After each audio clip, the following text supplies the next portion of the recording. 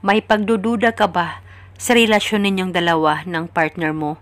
Yung para bang wala kang kasiguruhan na kung kayong dalawa ba ay magmamahalan habang buhay dahil minsan nararamdaman mo na ikaw ay baliwala lang sa kanya.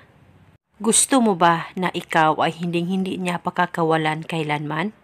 At kayong dalawa ay magmamahalan habang buhay, malayo o malapit man kayo sa isa't isa? Pwes, gawin mo itong ritual na ituturo ko sa inyo ngayon.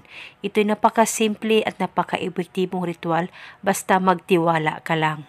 Ang gagawin mo lamang, kumuha ka ng bote, babasagin po na bote ay pwedeng gamitin. At kung wala naman kayong babasagin na bote ay pwede kayong gumamit ng plastic na bote, basta clear po ito. At pagkatapos, lagyan mo lamang ito ng kalahating tubig at dapat may takip po ang bote na gagamitin mo sa ritual na ito. At pagkatapos mo nang malagyan ito ng kalahating tubig, lagyan mo ito ng kaunting asin. At pagkatapos, isulat mo ng 7 beses ang pangalan at apelyido niya. Kahit anong kulay na panulat ay pwede mong gamitin. 7 beses pangalan at apelyido niya. At pagkatapos ay i-roll mo itong papel at ilagay o islid ito sa bote na inihanda mo.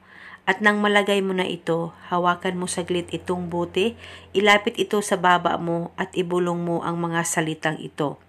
Sa pamamagitan nito, ako ay hindi mo pakakawalan kailanman. Ibulong mo lamang ito ng 7 beses.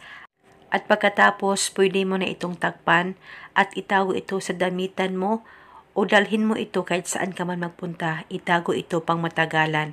At hindi na po ito kailangan pang bulungan mo araw-araw, basta itago mo lang ito at paniguradong ikaw ay hindi niya pakakawalan kailanman at kayong dalawa ay magmamahalan habang buhay.